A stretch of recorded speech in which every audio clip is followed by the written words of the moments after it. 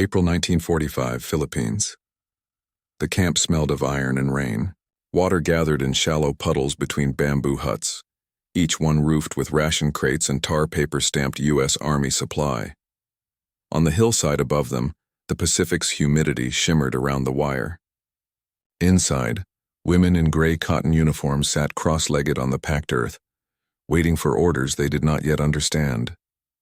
Their faces were expressionless in discipline, but under their sleeves the skin was raw from months of salt and malaria. A whistle echoed. Guards approached the tent not with rifles at the ready, but with bundles of paper and stubby pencils. The women stiffened. They expected interrogation, another round of questions about field posts and lost comrades. Instead, a sergeant handed each of them a folded sheet headed American language course. Lesson 1. No translator followed. Only the sergeant's slow demonstration. He tapped a word, then his chest. I am a man.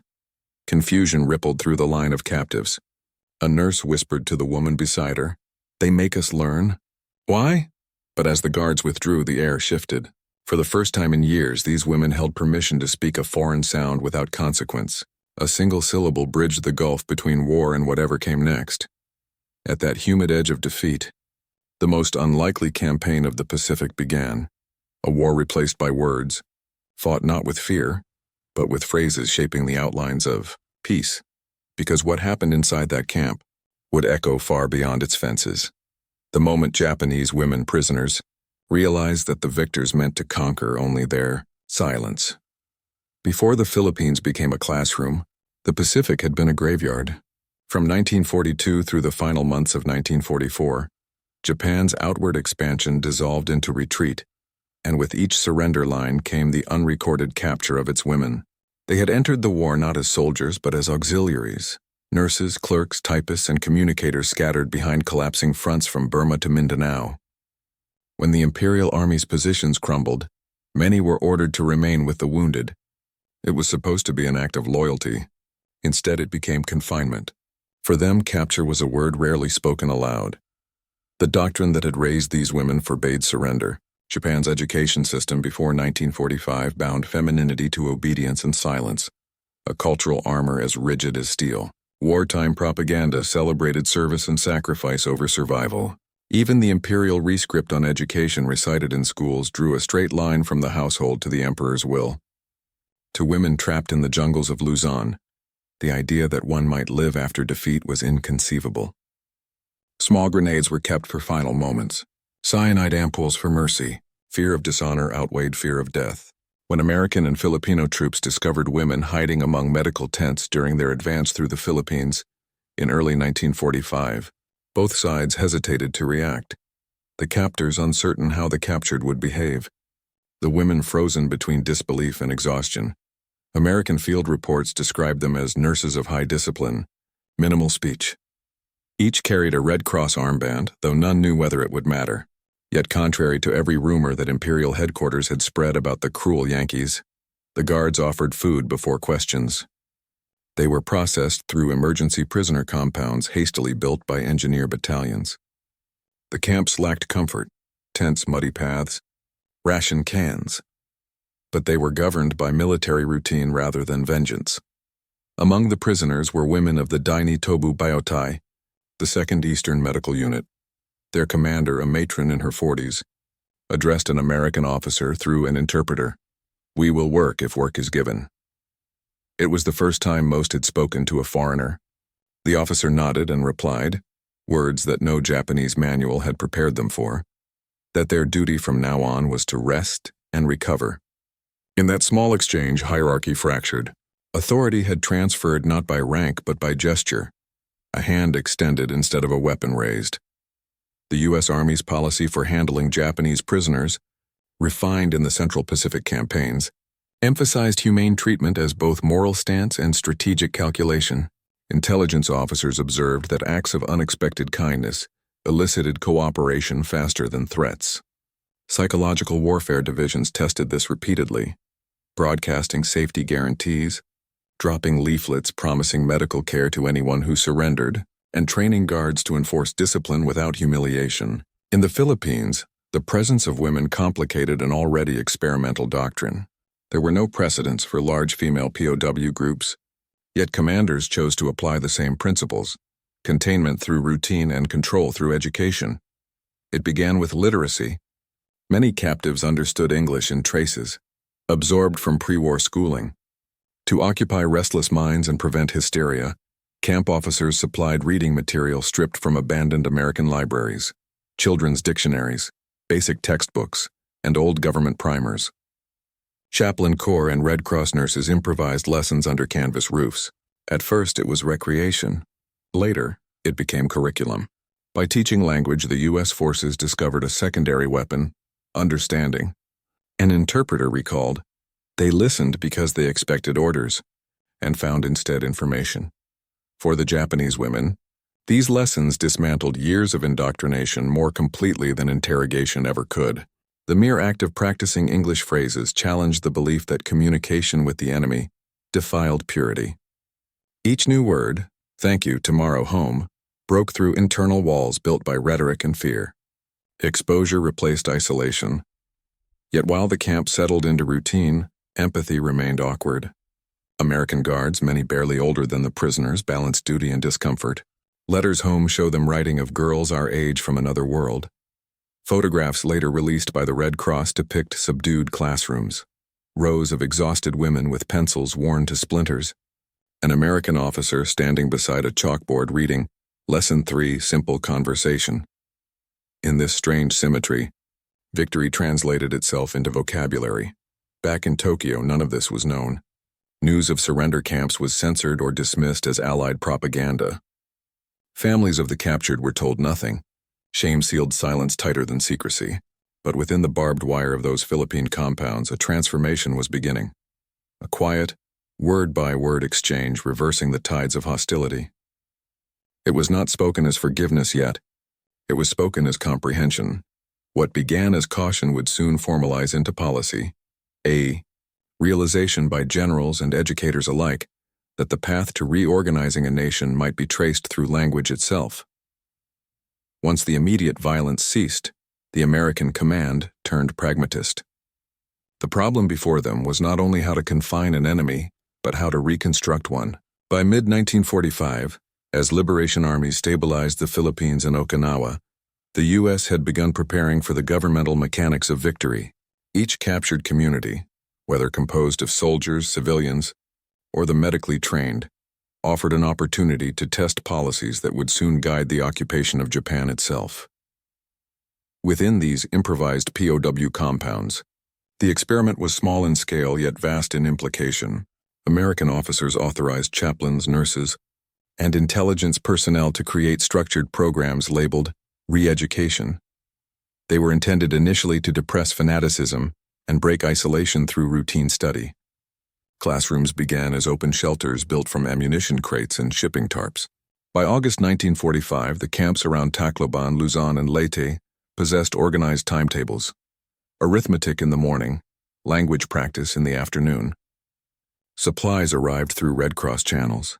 Pencils, chalk, worn gesture posters listing English phrases beside phonetic Japanese equivalents. No grades, no ranks, no ideology, just the insistence that learning was now a form of discipline. For many Japanese women prisoners, the first lessons were bewildering. Sitting at rough wooden desks beside uniforms of their former enemies, upended every belief carried from youth. Cultural separation had been their armor.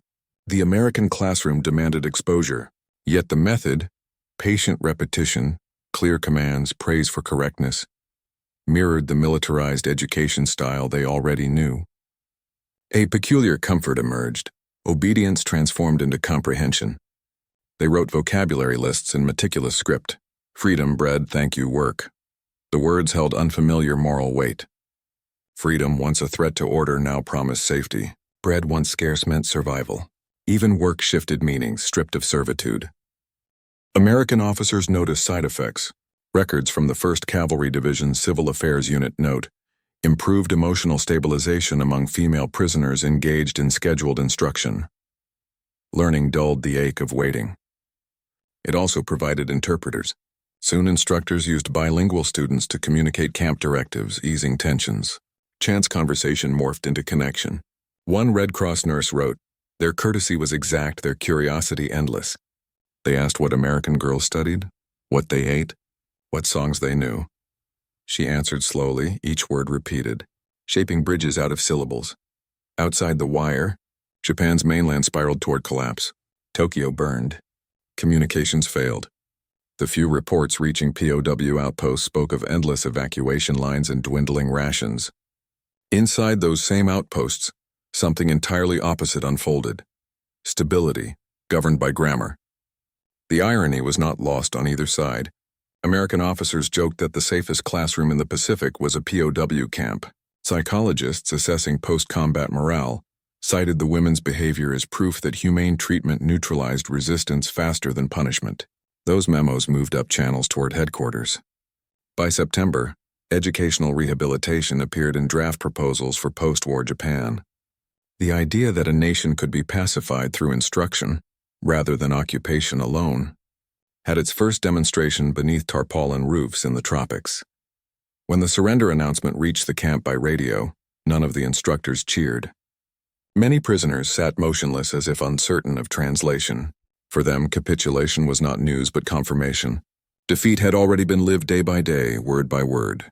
And yet the sound of unfamiliar language around them, English phrases read haltingly aloud, carried a strange consolation.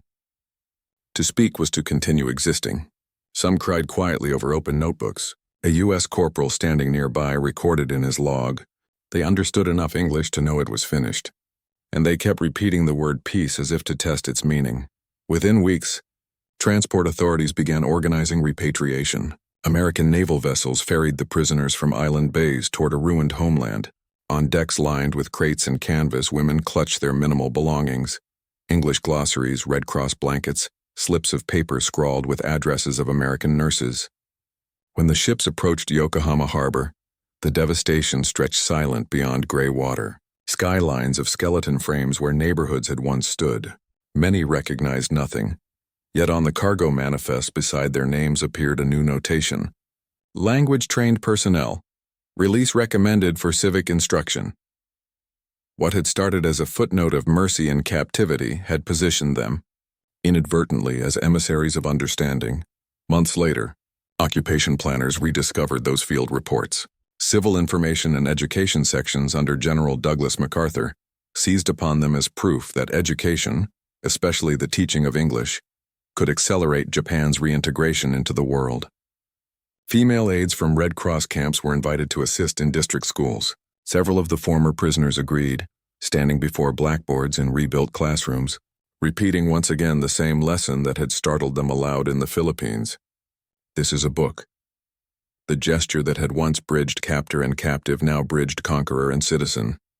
In this uneasy exchange lay the seed of transformation, AIT, realization on both sides that humanity could be reassembled not by weapons but by words. That moment, fragile yet enduring, set the stage for a broader shift, from classroom tents in the tropics to the lecture halls of a reborn nation. History is often built upon mechanical events, armies moving, treaties signed, but inside the small world of the Philippine repatriation camps, it condensed to human texture, breath, glance, hesitation. For the captured Japanese women, the first moral battlefield was silence. Trained for devotion rather than dialogue, their voices had served obedience alone. Now, under the open awning of an American tent, they were told to speak, not answers to orders, but words that carried no punishment. The first attempts at English sounded awkward, almost musical. Good morning, shaped through accent and fear. Guards corrected gently, smiling with embarrassment of their own. Both sides learned patience in fragments. Letters home later described eyes meeting without malice, pencils shared. Nervous laughter breaking through ranks of expectation. The women's transformation was quiet but irreversible. Learning another language required imagining another self, one capable of asking questions. That act alone, curiosity, had been a forbidden luxury. Every lesson clashed with decades of ritual hierarchy. In pre-war Japan, formality had been architecture, language its pillars. Words carried rank. To address an equal required calculation, to address a superior submission. Within the American classroom, grammar ignored caste. Pronouns flattened difference. WWII. Students struggled not with vocabulary but with implication. When instructed to form sentences like "I am happy" or "she can choose," they paused, unaccustomed to speech that implied autonomy. Yet repetition turned revelation. Through linguistic structure, democracy unfolded unconsciously. Equality arrived as syntax. A missionary-turned-teacher remarked years later, "We taught verbs, but they heard freedom." To Americans, these nuances passed unnoticed, but to women raised inside Confucian precision and imperial obedience, each statement of personal subject restored a measure of dignity, long suppressed beneath slogans of sacrifice. From a purely military perspective, these classes served purpose beyond benevolence. American intelligence agencies, primarily the Office of War Information and the Civil Affairs units, observed that literate prisoners could relay messages faster, translate captured documents, or assist in post-surrender administration. Language thus functioned as soft reconnaissance. Reports reaching Washington cited notable results from pedagogic experiments among female POWs, marked decline in resistance, increase in cooperation. Some intelligence briefings even recommended extending this approach to civilian populations once Japan proper was occupied. Information is victory, understanding is control, the tactics of empire evolving. Yet within that bureaucratic design lingered genuine idealism. To the young teachers fresh from Kansas classrooms or California colleges, these were not experiments but moral duties. They believed education could neutralize hatred. For many, it seemed simpler to conjugate to hope than to kill. Empathy was unstable, sliding between guilt and tenderness. American instructors found themselves tormented by empathy forbidden by regulation. They had lost brothers, cousins, friends to the same uniforms now sitting cross-legged before them. One sergeant admitted in a letter, "They remind me of my own sisters, thin, polite, afraid of the same storm we caused." He kept teaching. Among prisoners, gratitude mingled with shame. Kindness from an enemy violated the logic of propaganda more brutally than defeat itself. Each act of generosity forced comparison. When a nurse received extra notebooks after mispronouncing a word, she cried for hours, unable to decide whether the gesture belittled or absolved her. That emotional ambiguity, pity layered on pride, became the fragile thread between nations. Both sides, by teaching and learning, were relearning how to feel. From these makeshift exchanges grew a code of pedagogy that later shaped the occupation's reforms. Lessons emphasized practicality, describing objects, noting time, reading maps. But beneath utility hid ideology.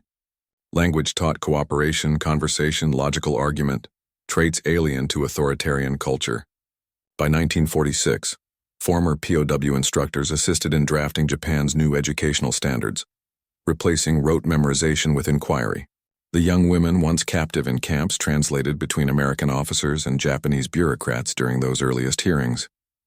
They understood both obedience and dialogue, making them invaluable intermediaries.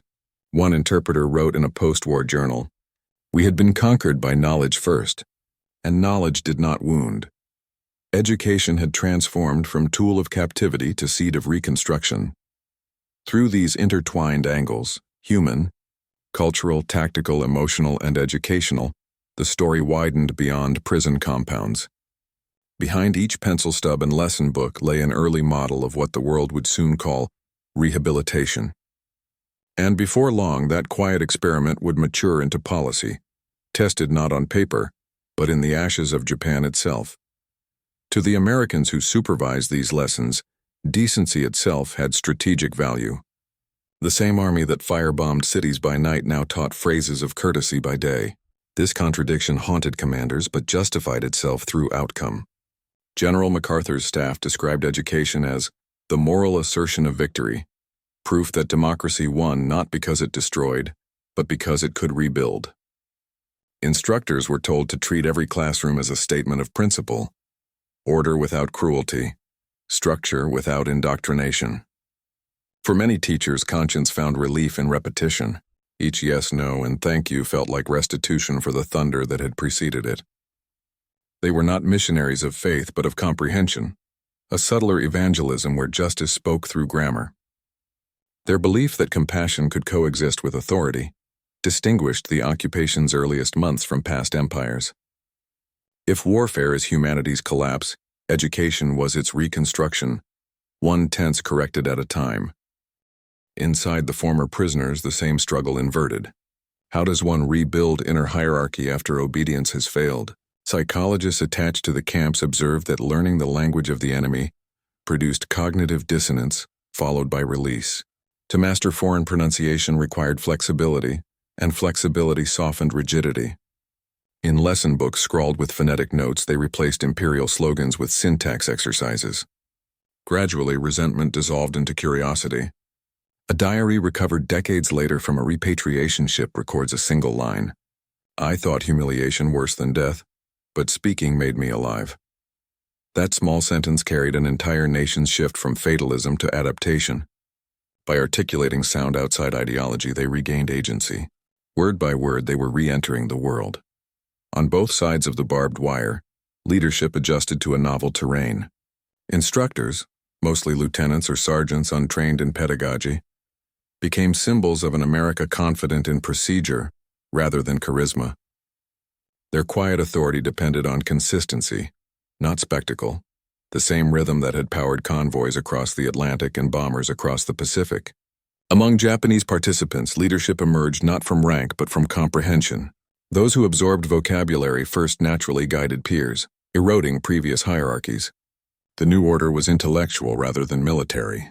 Women who had once yielded to male command now translated between genders and nations with equal fluency. Historians later cited these shifts as embryonic feminism, self-expression born in captivity. The first leaders of Japan's post-war women's movements would echo this experience, describing the pencil as greater than the sword.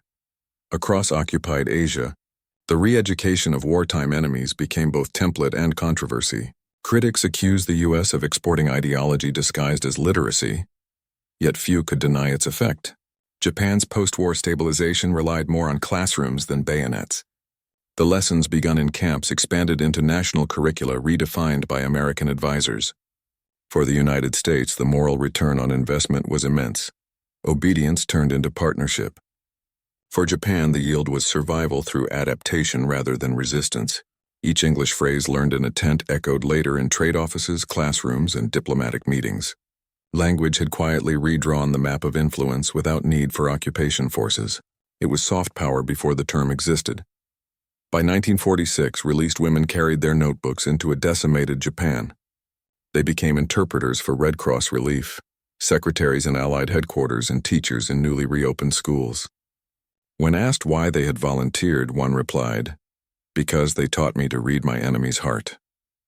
Her statement summarized a transformation larger than victory or defeat.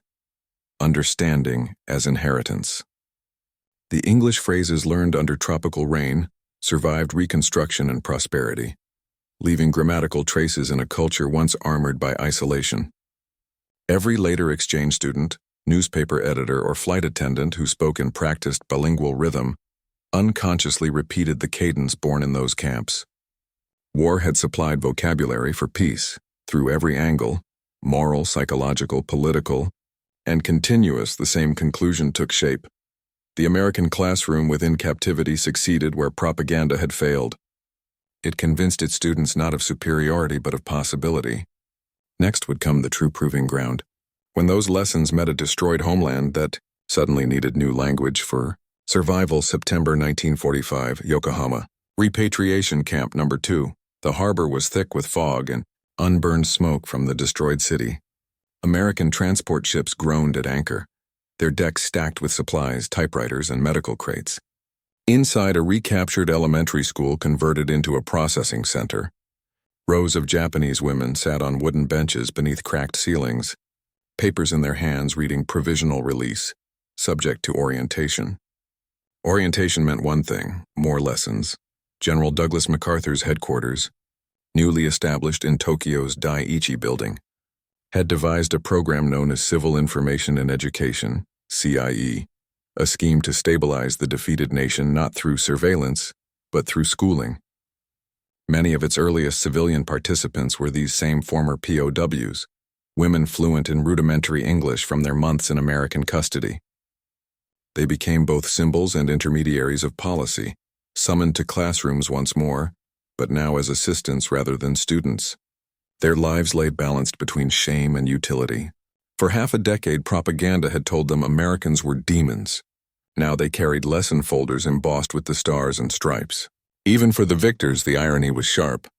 The experiment begun in makeshift POW tents was about to evolve into national doctrine. On a brisk morning that autumn, an American lieutenant in khaki stood at a blackboard in what had once been the auditorium of a girls' school. Dust drifted where bombs had once torn tiles away. The chalkboard bore a single sentence copied from a wartime reading primer: "Freedom depends on understanding." Seated before him were 40 Japanese women, most in repaired kimonos or worn civilian uniforms. He turned the sentence into sound, syllable by syllable, having them repeat in unison. Across the cracked floor, an interpreter, a former nurse from the Philippine camp, translated softly, correcting pronunciation with a measured patience learned from her captors turned colleagues. Her name appears in surviving documents: Lieutenant Aiko S., age 24. The scene was absurdly simple yet revolutionary. For every word that passed between teacher and translated voice, hierarchy inverted. Knowledge now flowed both directions. Aiko explained American idioms while the lieutenant learned Japanese courtesy formulas. Learning had shed uniforms. Through shared labor, two recent enemies discovered the unspoken grammar of mutual respect. Photographers from the Yomiuri Shimbun captured the moment. Angled light, women bowing slightly after reciting English lines, an American officer returning the gesture clumsily. That image, reprinted in Allied publications, became quiet propaganda, education as reconciliation. Beyond the symbolism, results were tangible. By late 1946, over 1,200 Japanese women, nurses, clerical workers, and civilian volunteers were enrolled in U.S.-sponsored English training programs across Tokyo, Osaka, and Kyoto. Camp graduates staffed translation desks for the Tokyo War Crimes Tribunal, hospitals treating Allied soldiers, and communication offices connecting prefectural governments with occupation bureaucrats.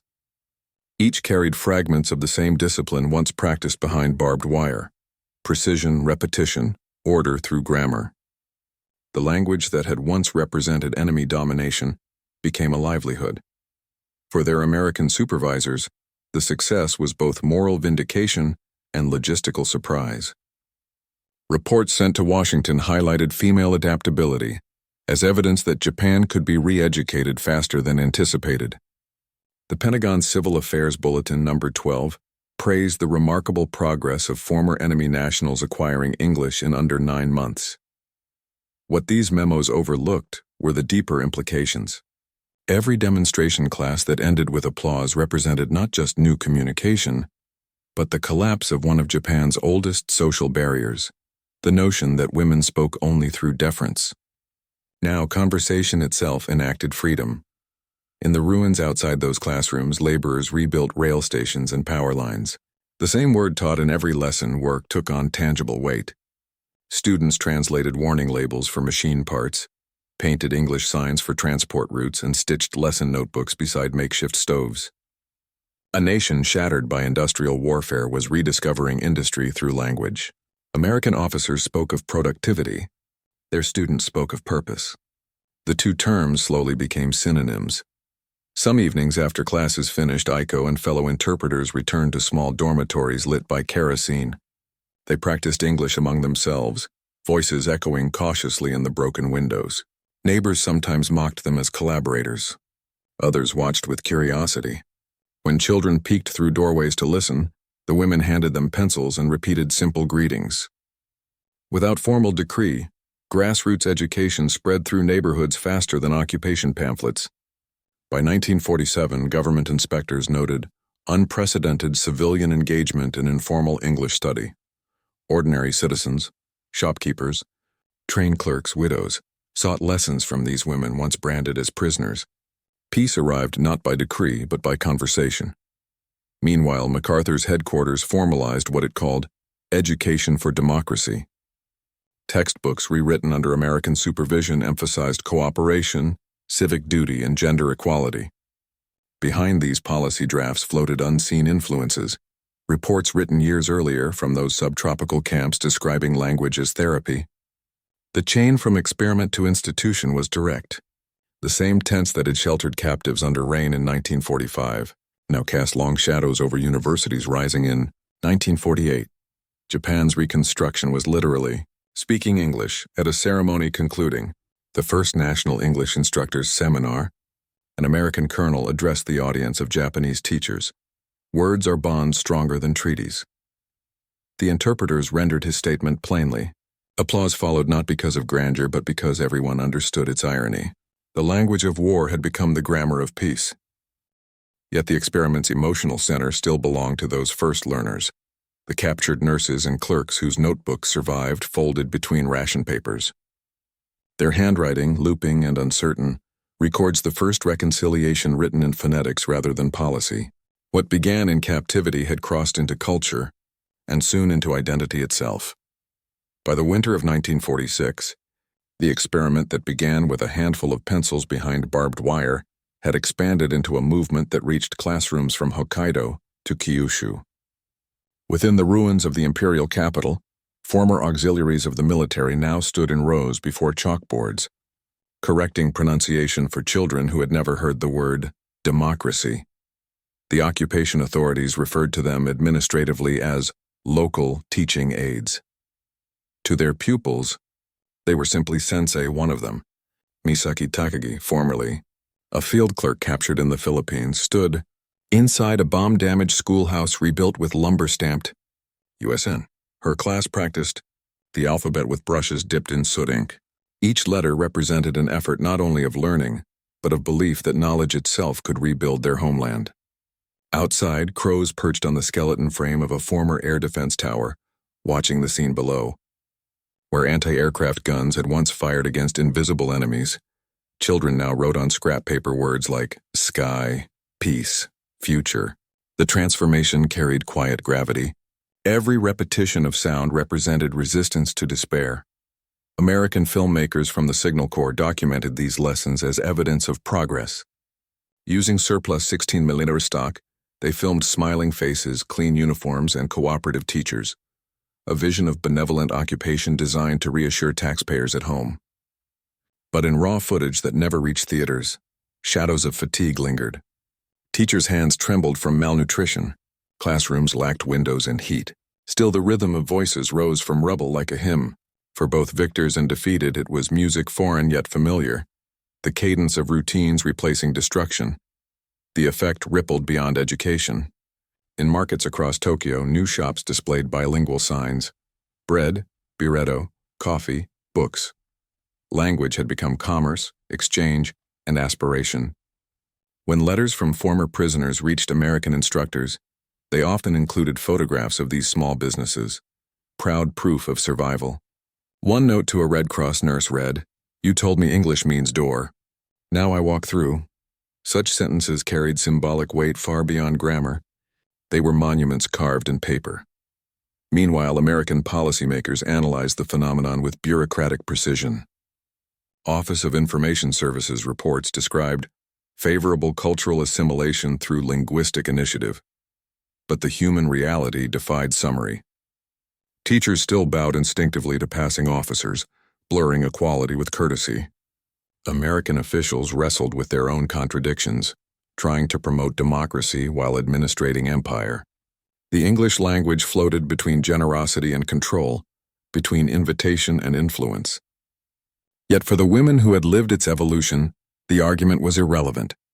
Education had given them agency. They had survived by learning, and learning had no ideology. In early 1947, several of these former prisoners were invited to attend an American cultural symposium at Yokohama Dockyard Hall. They sat alongside U.S. officers, missionaries, and Japanese officials discussing post-war education. When the chair asked if any wished to speak, Aiko S., the same nurse who had first translated for an American lieutenant in the Philippines, rose hesitantly. Her English was deliberate yet measured. War taught us what we must forget. Peace teaches us what we must remember. Words. Applause followed, restrained but genuine. For historians reviewing transcripts decades later, Aiko's statement marked the first recorded Japanese female speech broadcast in English to a mixed audience of Allied officers. It was a milestone written in grammar instead of gunfire. By mid-year, the occupation shifted focus from moral re-education to economic recovery. Factories reopened, railways hummed, and trade resumed. But the philosophical infrastructure already stood, anchored by the language lessons born in captivity. Education had proven faster than reconstruction because it demanded only repetition and breath. In offices across Osaka and Tokyo, women once condemned to silence filled desks as translators, clerks, and secretaries, mediating a new alliance.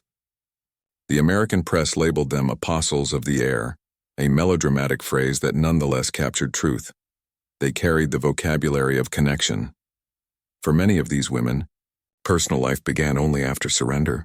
Freed from imperial codes dictating obedience, they navigated fragile freedom with the same persistence that had seen them through occupation. Some married Americans, some studied education at newly established universities, and many simply taught. Their students multiplied, and so did the language. Through their lessons, Japan's children learned not only English but the idea that questions could be asked, that authority could be addressed. A generation later, those children would grow into the engineers and economists who defined post-war prosperity, the true linguistic descendants of the camp. Experiment archival recordings from occupation radio, broadcasts captured American and Japanese voices alternating between two tongues, reading reports on housing, hygiene, and employment. To listeners, the shift sounded subtle, one broadcast tone blending into another, the murmur of a bilingual society still finding rhythm. But in that noise existed something extraordinary.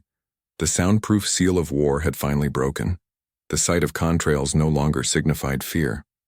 Over Japanese skylines returned commerce planes painted not with insignia of conquest, but of connection. From the ground they traced patterns eerily similar to those once made by the B-29s. But now they represented mail, medicine, and exchange. Young women, once prisoners, looked upward again and did not flinch. For the first time, altitude meant possibility.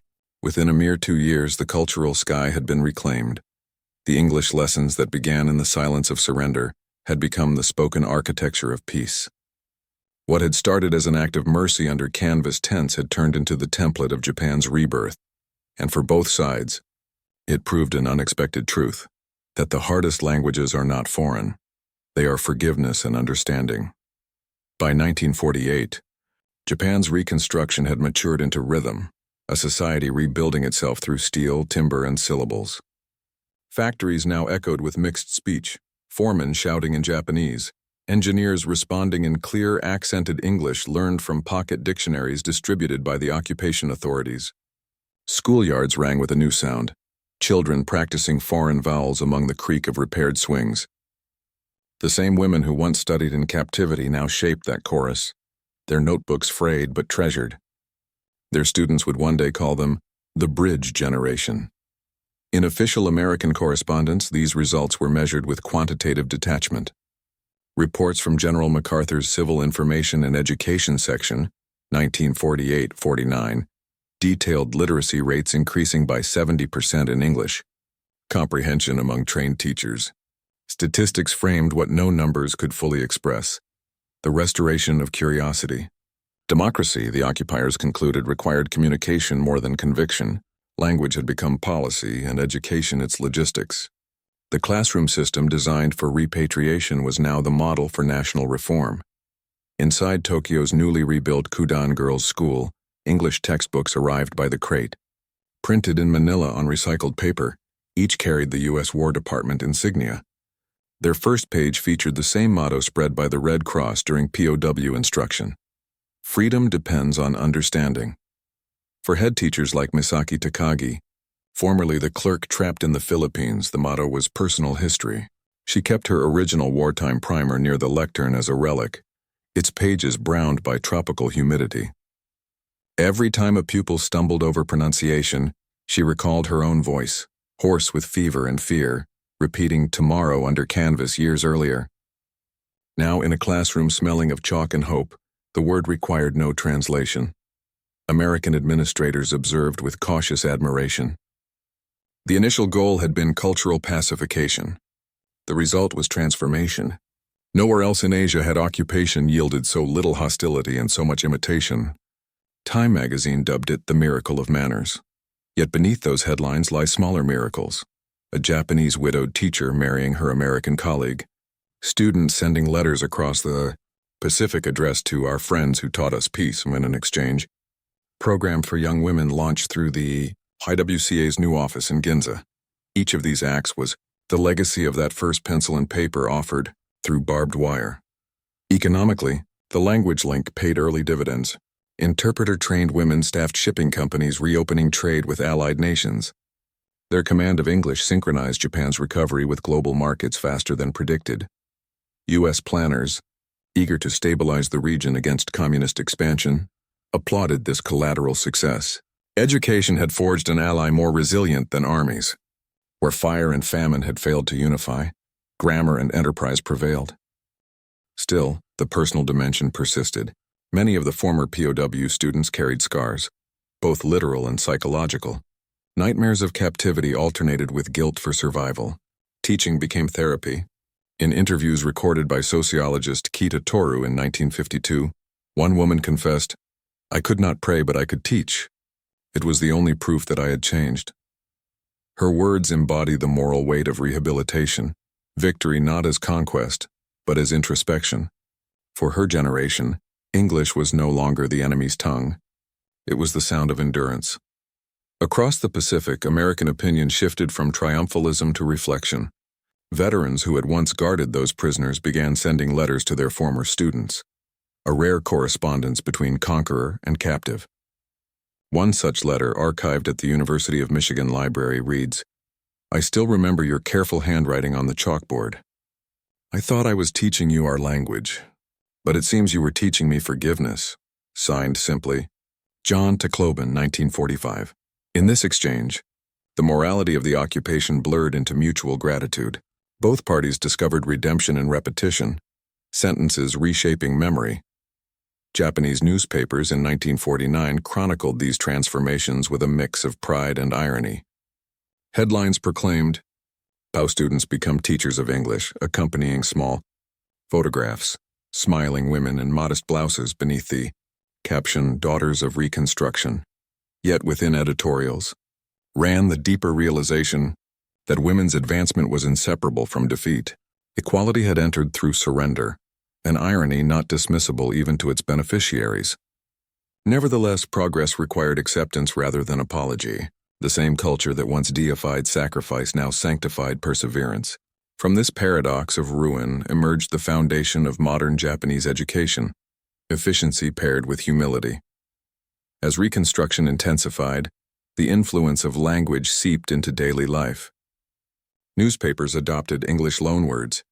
Jazz and literature-filled cafes rebuilt with American timber. Linguistic modernity mirrored material recovery.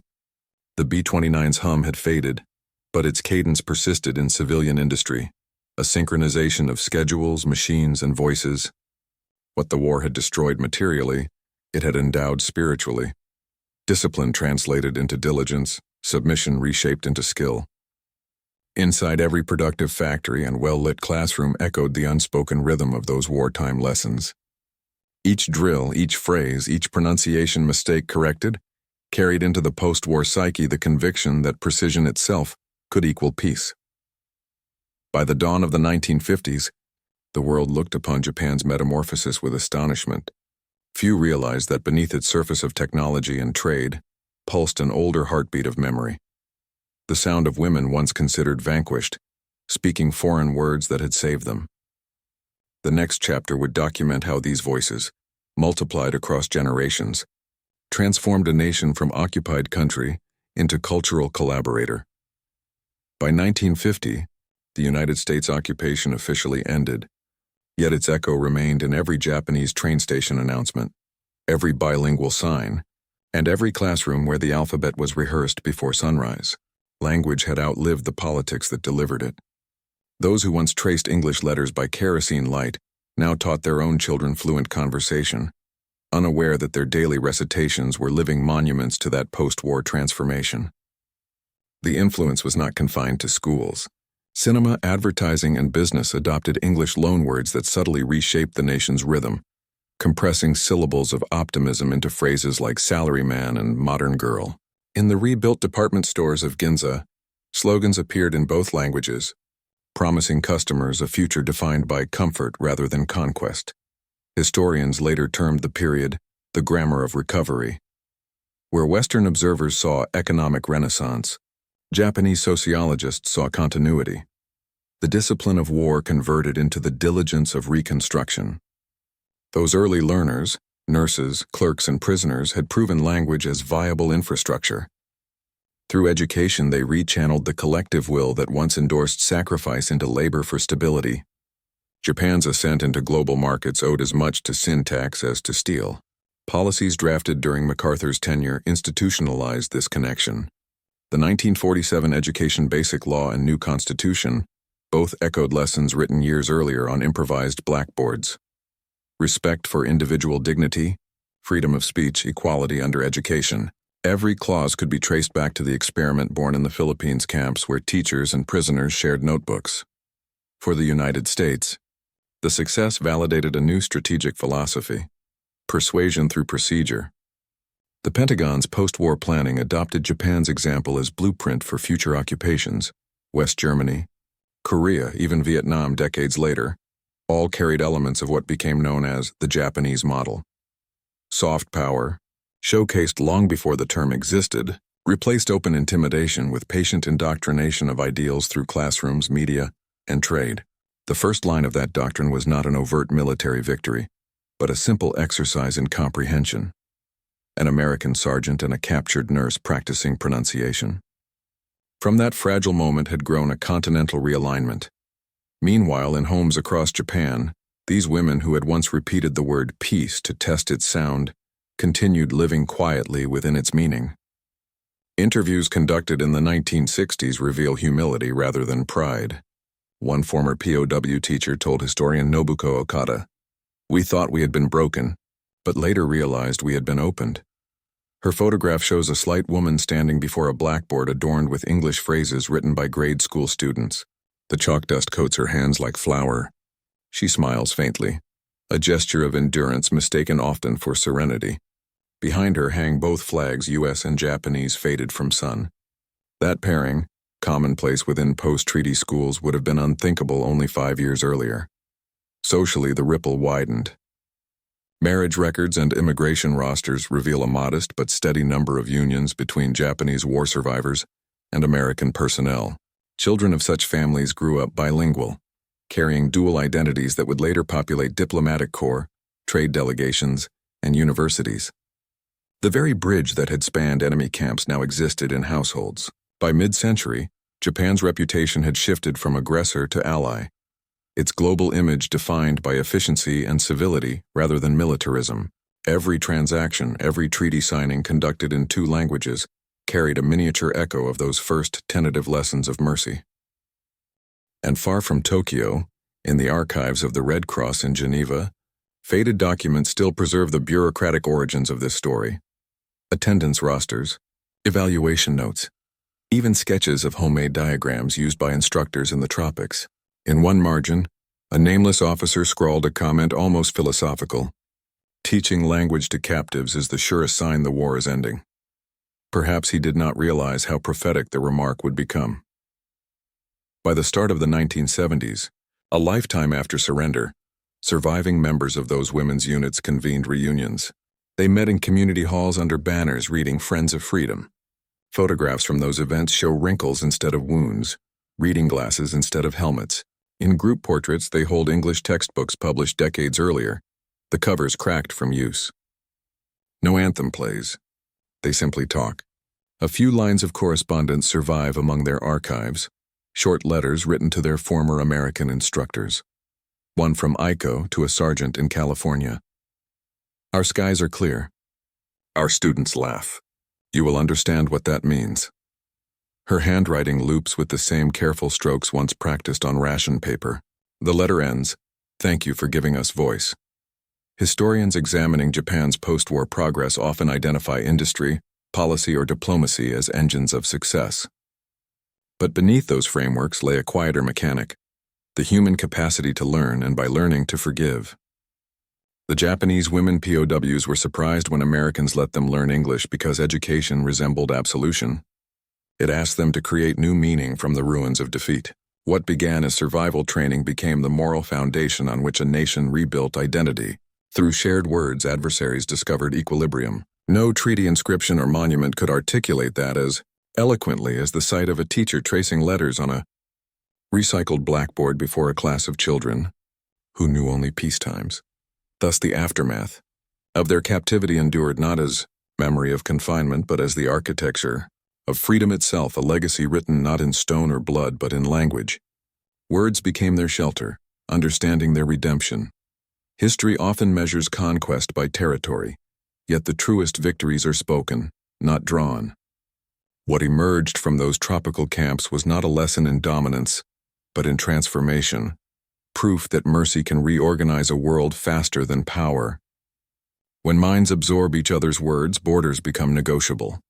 For the Japanese women who once sat terrified beneath barbed wire, English began as obedience and became agency. Each line of a notebook turned resistance into comprehension, humiliation into expression. When they retaught those syllables in bombed-out classrooms, they were not repeating propaganda. They were recasting humanity in phonetic form. The gift of language outlasted the noise of aircraft and artillery, outlasted even ideology. It gave form to survival. For the Americans, the experience quieted triumph into introspection. They learned that control pursued through compassion sustains longer than conquest through fear. The entire occupation, so often portrayed in symbols of authority, rested finally on gestures of instruction. A soldier handing a pencil, a learner whispering peace until it felt true. This reciprocity remade both sides. The captor discovering conscience, the captive discovering confidence.